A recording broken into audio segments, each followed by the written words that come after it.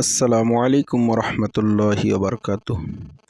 আলহামদুলিল্লাহ আলহামদুলিল্লাহি ওয়াকাফা ওয়াসালামুন আলা ইবাদিহিল্লাযীনা ইসতাফা, আম্মা বা'দ।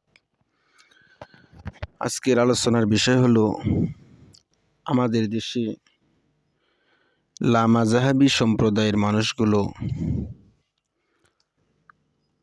সদকাতুল ফিতর নিয়ে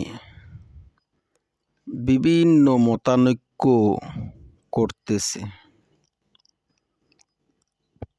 সহিহ বুখারী, মুওয়াত্তা মালিক আরও অন্যান্য হাদিস গ্রন্থে একটি সহিহ হাদিস এসেছে।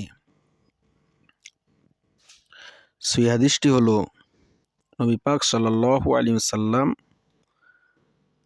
শস্য দ্বারা ফিতরা দেওয়ার নির্দেশ দিয়েছে। সহিহ হাদিস, সহিহ বুখারী।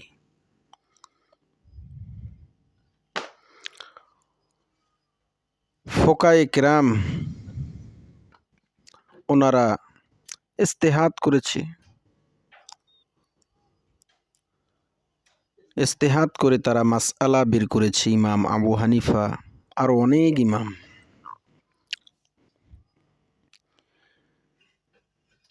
যে শস্যের বিনিময়ে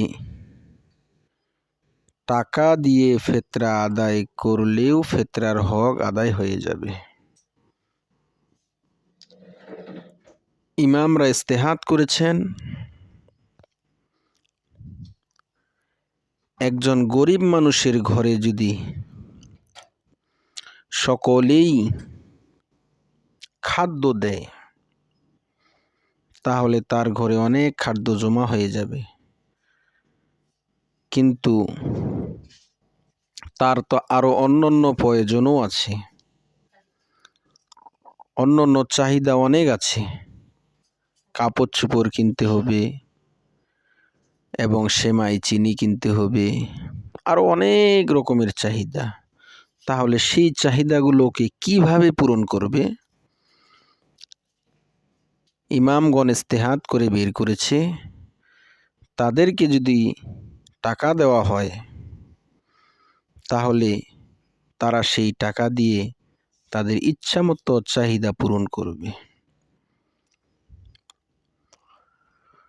কেউ যদি হাদিসের প্রতি আমল করে, আলহামদুলিল্লাহ, শস্য দিয়ে যদি যাকাত দেয়, ফিতরা দেয়, হবে, এতে কোনো সমস্যা নেই।